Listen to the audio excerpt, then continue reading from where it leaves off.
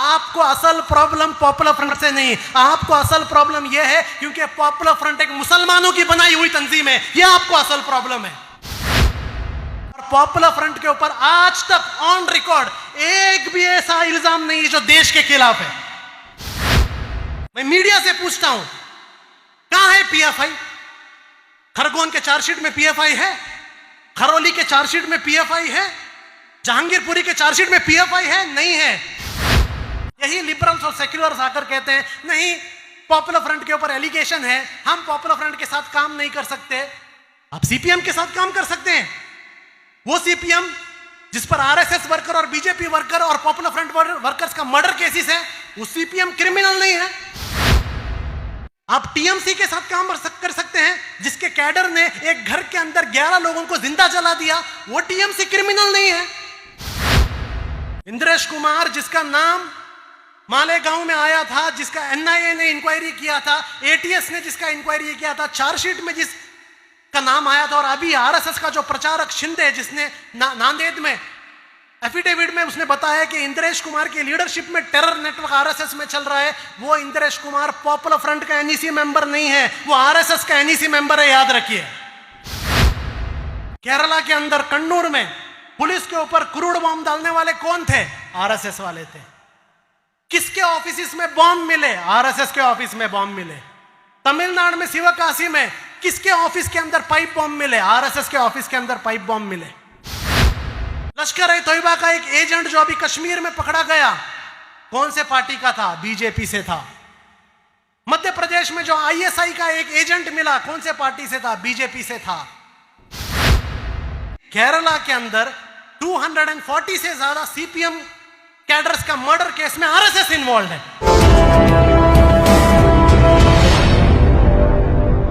इस गवर्नमेंट की नई पॉलिसी है, हमें प्रूव नहीं करना है, हमें सिर्फ हैरेस करना है, हम बेल ही नहीं देंगे। इसलिए आप देखिए, जामिया के बच्चे, जेएनयू के बच्चे, कैंपस फ्रंट के स्टूडेंट्स, अंशद और फिरोज, सिद्दीक कापन, इन्हें बेल भी नहीं मिलता। वहीं पर आप देखेंगे कर्नाटक के अंदर फाजिल के मर्डर में जिन लोगों को अरेस्ट किया गया था, 1 महीने के अंदर उन्हें बेल हो जाता है। 1 महीने के अंदर बेल हो जाता है, 1 महीने के अंदर वो बाहर आ जाते हैं, फ्री हो जाते हैं। बिल्किस बानो का रेप होता है, पूरी दुनिया शॉक में हो जाती है, उनको फ्री किया जाता है। पूरे दुनिया में एक आवाज उठती है, कोई केयर नहीं करता। असल में यह गवर्नमेंट मैसेज दे रहा है, असल में यह गवर्नमेंट मैसेज दे रहा है कि वी डोंट केयर। हम लोग एंटी मुस्लिम एक्टिविटीज को अब छुपाएंगे नहीं। आरएसएस का एजेंडा अभी हिडन नहीं है, पहले हिडन था, अभी आरएसएस का एजेंडा हिडन नहीं है, आरएसएस का एजेंडा ओपन है। इस ओपन एंटी मुस्लिम एजेंडा को आरएसएस लेके गई है, और उस एंटी मुस्लिम एजेंडा को इंप्लीमेंट करने के लिए अलग अलग इंस्टीट्यूट्स को इस्तेमाल किया जा रहा है, अलग अलग एजेंसीज को इस्तेमाल किया जा रहा है।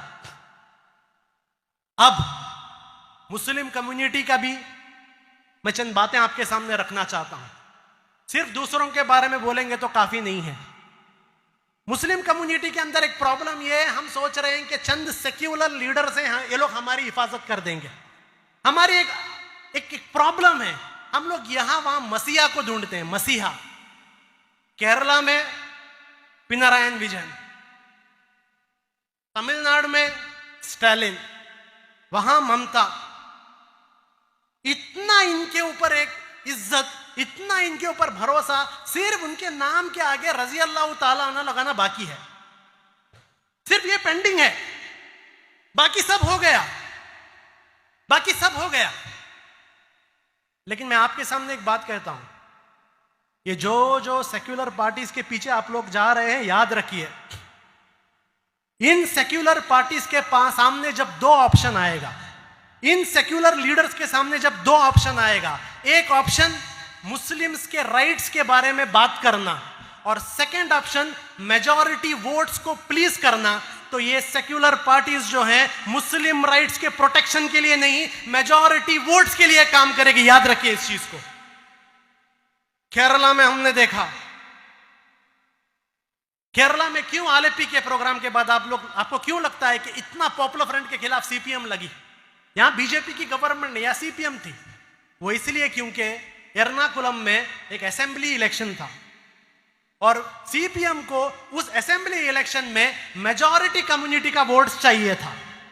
जब मेजॉरिटी कम्युनिटी की वोट चाहिए, उस वक्त सीपीएम ने मुस्लिम्स के राइट्स को भी रिजेक्ट कर दिया, मुसलमानों के घरों में रेड किया, क्योंकि सीपीएम को मेजॉरिटी कम्युनिटी को दिखाना था कि हम प्रो मुस्लिम नहीं हैं, हम प्रो मुस्लिम नहीं हैं। और यह बीमारी सिर्फ सीपीएम की नहीं है। तेलंगाना के अंदर रसूलुल्लाह सल्लल्लाहु अलैहि वसल्लम के शान में गुस्ताखी करने वालों के ऊपर लाइट केस लग जाता है, लेकिन अब्दुल कादिर नाम का एक शख्स जो एक जेन्युइन मार्शल आर्ट एकेडमी चलाता है, उसके ऊपर यूएपीए वहां की टीआरएस गवर्नमेंट लगाती है। हर सेक्युलर स्टेट्स में आप देखिए, हर सेक्युलर स्टेट में आपको यही दिखेगा। जब बात मुसलमानों की आती है, मुसलमानों के राइट की आती है, यही सेक्युलर पार्टीज अपने सेक्युलर क्रेडेंशियल को भूल जाती है। ये लोग गांधी को बहुत याद करते हैं, लेकिन जब जरूरत पड़ता है तब गांधी को भूल जाते हैं। आपको पता होना चाहिए, गांधी के ऊपर भी, महात्मा गांधी के ऊपर भी आरएसएस के लोगों ने एक लेबल लगाया था। वो लेबल क्या था कि महात्मा गांधी प्रो मुस्लिम है। गोडसे को महात्मा गांधी से प्रॉब्लम क्या था? क्योंकि गोडसे कह रहा था कि महात्मा गांधी प्रो मुस्लिम है, पूरा का पूरा आरएसएस कह रहा था महात्मा गांधी प्रो मुस्लिम है। लेकिन उस वक्त महात्मा गांधी ने आरएसएस को खुश करने के लिए मेजॉरिटी अपीजमेंट का नाटक नहीं किया। जो है वो है, यह बात उन्हें पसंद नहीं आई, इसलिए हमने देखते हैं कि गोडसे ने जाकर गांधी को मर्डर कर दिया। इंडिया का सबसे बड़ा टेरर अटैक हुआ, महात्मा गांधी का मर्डर किया गया। और आज ये सेक्युलर पार्टीज जो अपने ऑफिस में महात्मा गांधी का फोटो लगाते हैं, लेकिन महात्मा गांधी की ये जो एक पॉलिसी थी कि अपीजमेंट, मुस्लिम माइनॉरिटी राइट्स को छोड़कर मेजॉरिटी अपीजमेंट के पीछे मत जाओ, ये जो एक पॉलिसी थी, उस पॉलिसी को रिजेक्ट किया। दूसरा चीज, आरएसएस से लड़ने के लिए स्ट्रॉन्ग कमिटमेंट चाहिए, जो कमिटमेंट इनके पास नहीं है। आपको एक स्टैटिस्टिक्स बताता हूं। 2014 से लेकर अब तक 167 सेक्युलर पार्टीज के एमएलए बीजेपी ज्वाइन कर चुके हैं। 167 एमएलए ने बीजेपी ज्वाइन किया है। उस 167 में 100 कांग्रेस के लोग हैं, मोर देन 100 कांग्रेस के लोग हैं। यानी जहां पर मुस्लिम कम्युनिटी बीजेपी को दूर रखने के लिए, बीजेपी के कम्युनल एजेंडा को हराने के लिए, जहां पर मुस्लिम कम्युनिटी ने इन सेक्युलर पार्टीज को वोट दिया, वो सेक्युलर पार्टीज इलेक्शन में जीतने के बाद बीजेपी को सेक्युलर लोगों ने हरा दिया, लेकिन सेक्युलर पार्टीज ने बीजेपी को जिता दिया। मध्य प्रदेश, महाराष्ट्र, कर्नाटक, मणिपुर, अरुणाचल प्रदेश, इस सारे स्टेट में आप देखिए वहां पर बीजेपी हार गई थी। गोवा बीजेपी हार गई थी, लेकिन बीजेपी को जिताया किसने? वहां पर बीजेपी को जिताया इन्हीं सेक्युलर पार्टीज ने। तो देखिए, आप इन पर जो एक भरोसा है, वो भरोसा आंख भर करके करना, ये भी कोई भी एक अक्लमंदी की बात नहीं। मुसलमानों को अपना एक पॉलिटिकल स्ट्रैटेजी जरूरी है, और इंडियन कॉन्स्टिट्यूशन में, इंडियन डेमोक्रेटिक सिस्टम में आइडेंटिटी पॉलिटिक्स कोई हराम नहीं है। आइडेंटिटी पॉलिटिक्स एक कम्युनिटी के पास एक टूल है जिससे वो अपने पॉलिटिकल रिप्रेजेंटेशन के लिए काम करे। तो अब वक्त आ गया है एक पॉलिटिकल आइडेंटिटी की तरफ, एक पॉजिटिव पॉलिटिक्स के बारे में सोचने का वक्त आ गया है, क्योंकि जिन पर आपने भरोसा किया वो ये आरएसएस के थ्रेट से नहीं लड़ सकते। ये जो आज इंडिया के अंदर अपोजिशन पार्टीज बहुत हैं, लेकिन इंडिया में ऑपोजिशन नहीं है। इंडिया में ऑपोजिशन पार्टीज बहुत हैं, लेकिन ऑपोजिशन नहीं है। इसलिए आज आरएसएस समझ रहा है इंडिया के अंदर आरएसएस के एजेंडा के लिए अगर सबसे बड़ा ऑपोजिशन कोई है तो वो पॉपुलर फ्रंट ऑफ इंडिया है। इसमें कोई दो राय नहीं। क्यों आरएसएस पॉपुलर फ्रंट को अपना ऑपोजिशन समझता है? क्यों आरएसएस को हमारे से इतना प्रॉब्लम है? उसके चंद रीजंस हैं, वो रीजंस मैं आपके सामने रखता हूं। आरएसएस का फुल एजेंडा खौफ, डर, फियर, इसके ऊपर है आरएसएस का एजेंडा। अगर फियर नहीं रहा तो आरएसएस का एजेंडा नहीं चलेगा। आरएसएस के एजेंडा में सबसे इंपॉर्टेंट एजेंडा फियर है। आरएसएस चाहता है कि फियर डालें, लेकिन जहां जहां पॉपुलर फ्रंट आता है वहां से फियर भाग जाता है। तो आरएसएस का जो ये फियर का एजेंडा है, उस फियर के एजेंडे को पॉपुलर फ्रंट डिमोलिश करता है। ये एक रीजन है। आरएसएस चाहता है कि इंडियन मुस्लिम कम्युनिटी एक अनऑर्गेनाइज्ड मुस्लिम कम्युनिटी हो। अभी आपने देखा आज नरेंद्र मोदी ने चीता लाया। चीता क्या करता है?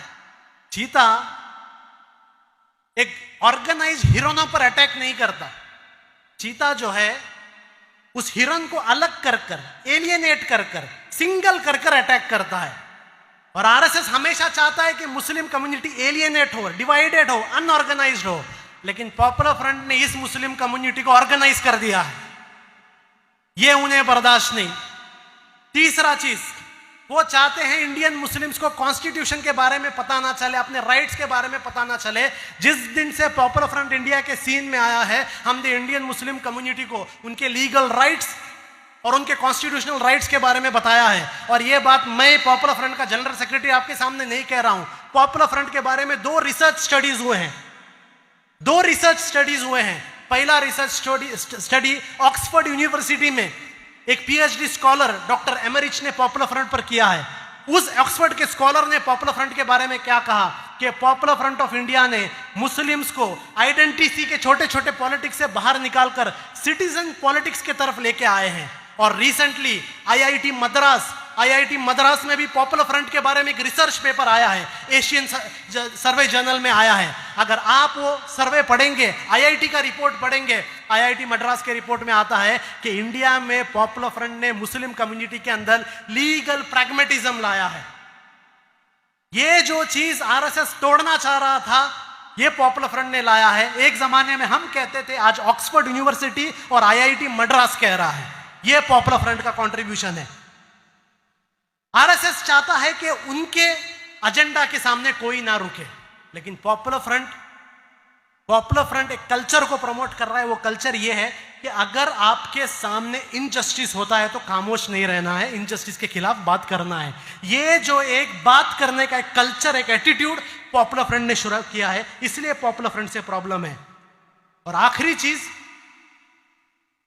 पॉपुलर फ्रंट को वो लैंग्वेज आता है जो लैंग्वेज आरएसएस को समझ में आता है। हम उनके लैंग्वेज में बात करते हैं। हम शुगर कोटेड बात नहीं करते।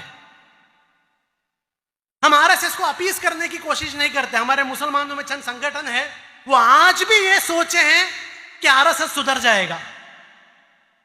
आज भी हमारे अंदर ऐसे संगठन और लीडर हैं जो सोचे हैं कि आरएसएस को इफ्तार पार्टी में बुला के, ईद मिलन प्रोग्राम में बुलाकर, कम्युनल हार्मनी प्रोग्राम में बुलाकर आरएसएस सुधर जाएगा।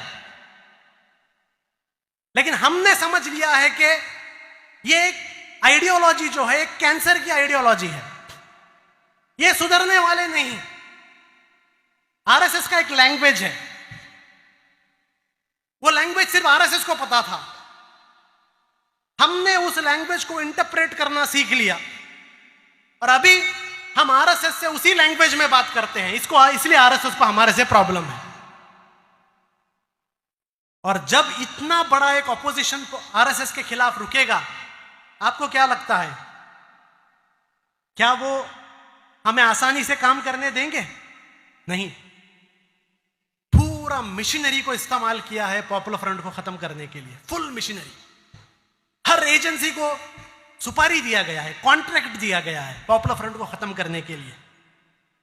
लेकिन ये सारे प्रॉब्लम्स को फेस कर कर भी हर दिन हम लोग आगे जा रहे हैं। वो इसलिए क्योंकि उर्दू में एक शेर है, फानूस बनकर जिसकी हिफाजत हवा करे, फानूस बनकर जिसकी हिफाजत हवा करे, वो शम्मा वो जो क्या बुझे जिसकी हिफाजत खुदा करे।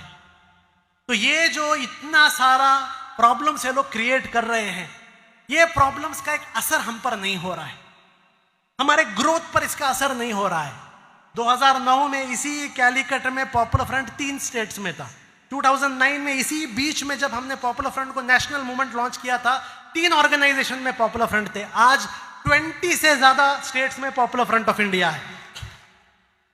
ये हमारा ग्रोथ है। अब लास्ट ऑप्शन जो हमारे सामने वो लोग लेके आ रहे हैं, जो मीडिया में प्रमोट कर रहे हैं, पॉपुलर फ्रंट को बैन करो, पॉपुलर फ्रंट को शट डाउन करो, शट डाउन करो, पॉपुलर फ्रंट को बैन करो। मीडिया डिमांड कर रहा है पॉपुलर फ्रंट को बैन करो। क्या समझा है मीडिया ने? क्या पॉपुलर फ्रंट रेलवे स्टेशन में कोई चाय का दुकान है? क्या आप लोग बंद कर देंगे? ये कोई चाय का दुकान नहीं जिसको आप बंद करेंगे। ये इंडिया में एक डेमोक्रेटिकली इंडियन कॉन्स्टिट्यूशन के बाउंड्री में के अंदर रहकर लीगली काम करने वाली एक ऑर्गेनाइजेशन है। लीगली हमें बैन करने के लिए इनके पास कोई ग्राउंड नहीं है, क्योंकि कोई भी एलिगेशन हम पर नहीं है। आप इंडिया में किसको बैन कर सकते हैं? आप इंडिया में उसको बैन कर सकते हो जो देश के खिलाफ काम करता है। और पॉपुलर फ्रंट के ऊपर आज तक ऑन रिकॉर्ड एक भी ऐसा इल्जाम नहीं है जो देश के खिलाफ है। टेरर ब्लेम लगाते हैं। किस पर terror blame? Indresh Kumar popular front का एनईसी मेंबर नहीं है, याद रखिए। इंद्रेश कुमार जिसका नाम मालेगांव में आया था, जिसका एनआईए ने इंक्वायरी किया था, एटीएस ने जिसका इंक्वायरी किया था, चार्जशीट में जिसका नाम आया था, और अभी आरएसएस का जो प्रचारक शिंदे जिसने नांदेड़ में एफिडेविट में उसने बताया कि इंद्रेश कुमार की लीडरशिप में टेरर नेटवर्क आरएसएस में चल रहा है, वो इंद्रेश कुमार पॉपुलर फ्रंट का एनईसी मेंबर नहीं है, वो आरएसएस का एनईसी मेंबर है, याद रखिए। मालेगांव ब्लास्ट में कौन थे? आरएसएस था। केरला के अंदर कन्नूर में पुलिस के ऊपर क्रूड बॉम्ब डालने वाले कौन थे? आरएसएस वाले थे। किसके ऑफिस में बॉम्ब मिले? आरएसएस के ऑफिस में बॉम्ब मिले। तमिलनाडु में शिवकाशी में किसके ऑफिस के अंदर पाइप बॉम्ब मिले? आरएसएस के ऑफिस के अंदर पाइप बॉम्ब मिले। लश्कर ए तोयबा का एक एजेंट जो अभी कश्मीर में पकड़ा गया, कौन से पार्टी का था? बीजेपी से था। मध्य प्रदेश में जो आईएसआई का एक एजेंट मिला, कौन से पार्टी से था? बीजेपी से था। ये सारा क्राइम बीजेपी कर टेरर ऑर्गेनाइजेशन पॉपुलर फ्रंट हो जाता है क्या? फिर बोलते हैं आप लोग टेरर नहीं है तो आप क्रिमिनल हो। क्रिमिनल है? क्या क्रिमिनल काम किया है हमने? टीजे जोसेफ, जब केरला हाईकोर्ट ने कहा कि Popular Front as organization T J Joseph case में इन्वॉल्व नहीं है, तब भी आप मानने के लिए रेडी नहीं। नारात में केरला हाईकोर्ट ने और सुप्रीम कोर्ट ने यूएपीए को निकाल दिया, तब भी आप मानने के लिए रेडी नहीं। आप कहते हैं पॉपुलर फ्रंट के मेंबर्स पर मर्डर केसेस हैं, कहां प्रूव हुए? लेकिन केरला के अंदर 240 से ज्यादा सीपीएम कैडर्स का मर्डर केस में आरएसएस इन्वॉल्व है। आप क्रिमिनल हो। और मैं यहां पर लिबरल्स से भी कहना चाहता हूं, मैं यहां पर लिबरल्स और सेक्युलर से भी कहना चाहता हूं, यही लिबरल्स और सेक्युलर्स आकर कहते हैं नहीं पॉपुलर फ्रंट के ऊपर एलिगेशन है, हम पॉपुलर फ्रंट के साथ काम नहीं कर सकते। आप सीपीएम के साथ काम कर सकते हैं। वो सीपीएम जिस पर आरएसएस वर्कर और बीजेपी वर्कर और पॉपुलर फ्रंट वर्कर्स का मर्डर केसेस है, वो सीपीएम क्रिमिनल नहीं है। आप टीएमसी के साथ काम कर सकते हैं, जिसके कैडर ने एक घर के अंदर 11 लोगों को जिंदा जला दिया, वो टीएमसी क्रिमिनल नहीं है। कांग्रेस पार्टी के लोग अलग अलग स्कैम में मर्डर केसेस में इन्वॉल्व हैं, वो लोग क्रिमिनल नहीं है। पॉपुलर फ्रंट क्रिमिनल है। आपको असल प्रॉब्लम पॉपुलर फ्रंट से नहीं, आपको असल प्रॉब्लम यह है क्योंकि पॉपुलर फ्रंट एक मुसलमानों की बनाई हुई तंजीम है। यह आपको असल प्रॉब्लम है, यह आपको असल प्रॉब्लम है। यह पूरे ड्रामेबाजी है। खरगोन में कहा गया पीएफआई, हरौली में कहा गया पीएफआई, जहांगीरपुरी में कहा गया पीएफआई। मैं मीडिया से पूछता हूं कहां है पीएफआई? खरगोन के चार्जशीट में पीएफआई है, खरौली के चार्जशीट में पीएफआई है, जहांगीरपुरी के चार्जशीट में पीएफआई है? नहीं है। लेकिन आप कन्वीनियंटली इग्नोर करते हैं कि राजस्थान के खरौली के चार्जशीट में आरएसएस के लोकल प्रचारक का नाम है, वो आप इग्नोर कर सकते हो। तो ये क्रिमिनल एंगल भी निकाल दिया। मैं ये बातें आपके सामने इसलिए कह रहा हूं क्योंकि आपके सामने जब भी कोई आकर कहे पॉपुलर फ्रंट टेरर ग्रुप है, पॉपुलर फ्रंट क्रिमिनल ग्रुप है, उनको बोलिए प्रूव करके दिखाइए। एलिगेशन लगाने से कुछ नहीं होता, प्रूव करो। हम पर आप एलिगेशन प्रूव भी नहीं कर सकते, लेकिन आरएसएस का इन्वॉल्वमेंट कोर्ट में प्रूव भी हो गया है। इसलिए हम कहते हैं कि डेमोक्रेटिकली लीगली हमें बैन नहीं कर सकते, क्योंकि we work with in the constitution. मैं मेरी बात आखिरी करते हुए आपके सामने खत्म करते हुए 2-3 चीज रखता हूं। ये जो पॉपुलर फ्रंट का काम है, बहुत सारे लोग आजकल सोशल मीडिया में पूछते हैं, मैं पूरे इंडिया के आवाम से कहता हूं, सोशल मीडिया में बहुत सारे लोग हमसे कहते हैं हमें पॉपुलर फ्रंट में जुड़ना है, हमें पॉपुलर फ्रंट में जुड़ना है। अच्छी बात है, लेकिन मैं आपसे कहता हूं पॉपुलर फ्रंट का मतलब ये मत समझिए पॉपुलर फ्रंट का मतलब बड़े बड़े कॉन्फ्रेंस, पॉपुलर फ्रंट के मतलब बड़े बड़े बाइक रैली, पॉपुलर फ्रंट का मतलब बड़े बड़े स्पीचेस, पॉपुलर फ्रंट का मतलब बड़े बड़े लीडर। ये पॉपुलर फ्रंट नहीं है, ये पॉपुलर फ्रंट के काम का रिजल्ट है। पॉपुलर फ्रंट का मतलब यह है कि आप इंडिया के अंदर का सबसे बड़ा क्राइम सिंडिकेट जो आरएसएस है, उस क्राइम सिंडिकेट को अपना दुश्मन बना रहे हो, यह पॉपुलर फ्रंट है।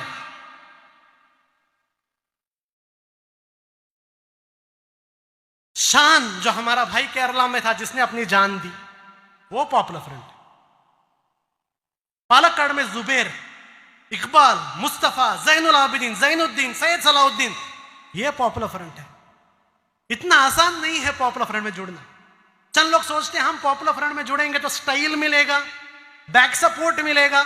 नहीं, मैं कुछ भी गारंटी नहीं दे सकता। पॉपुलर फ्रंट में जुड़ने में स्टाइल या पॉपुलर फ्रंट में जुड़ने से बड़ा बैकग्राउंड सपोर्ट कुछ नहीं मिलेगा। हाँ, क्या मिलेगा? पॉपुलर फ्रंट में जुड़ने में इतना मिल सकता है, हम ये गारंटी दे सकते हैं, आपकी करेज और आपकी बहादुरी का टेस्ट तो जरूर मिलेगा। ये हम गारंटी दे सकते हैं। पॉपुलर फ्रंट में अगर जुड़ेंगे तो इतना गारंटी हम आपको प्रूव कर सकते हैं कि आपका जो ये जोश है, ये जोश सिर्फ इमोशन है या कमिटमेंट है, ये प्रूफ हम लोग पॉपुलर फ्रंट में जुड़ने के बाद दे सकते हैं।